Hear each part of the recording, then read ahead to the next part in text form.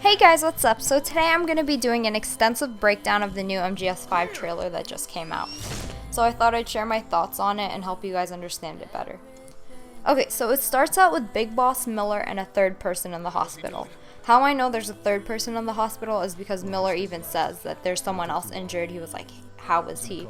And the camera moves out and they look at the bed by Snake. So the Phantom Pain gameplay, the man with the bandages on his face refers to himself as Ismail, who I think is Gray Fox. He was fighting with Big Boss and was hurt in the accident too. So about the story, the fire is obviously Mother Base being burnt down, and the bad guys somehow found Mother Base, most likely from interrogating Chico and Paz, because if you guys remember the last trailer, they were being held hostage, and XOF unit was most likely sent by Zero to attack Mother Base. So Peace Walker takes place in 1974. The events of Ground Zero takes place right after Peace Walker.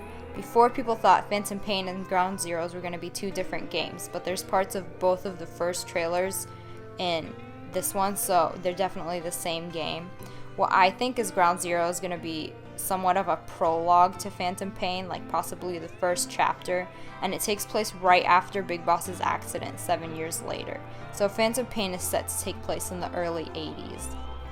So a big focus in this game is going to be the Genome Project, which in short is when Big Boss had his arm cut off while he was in a coma and his DNA was taken from him, and they would eventually use it for gene therapy in hopes of one day making the perfect soldier. The man or woman with red hair may or may not be a younger Psycho Mantis. In MGS1, Psycho Mantis told Snake he burnt his village down, but we don't know if that's really him. If it is Psycho Mantis, then he's responsible for all the hallucinations, like the unicorn on fire. I don't think mythical creatures belong in Metal Gear. So the guy on the horse is most likely a middle-aged Ocelot. Ocelot is known for wearing spurs on his boots, plus he has the revolvers, and his age definitely makes sense in this time frame. He was in his 20s in MGS3, which takes place in 1964. So he's around in his 40s here, so it definitely makes sense.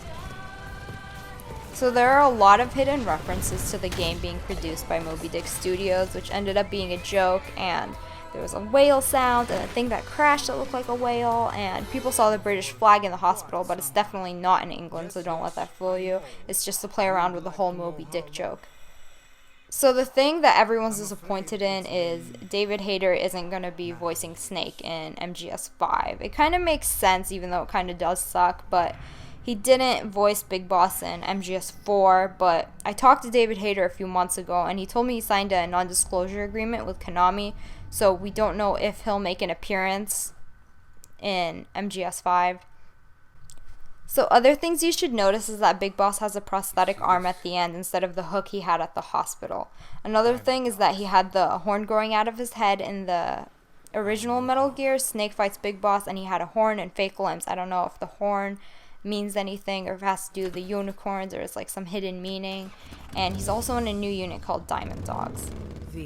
So I hope this clarified some stuff for you guys, and I'm super excited for MGS5, and if I missed anything, comment below and tell me, and also don't forget to subscribe for more videos, and thanks for watching. Bye guys!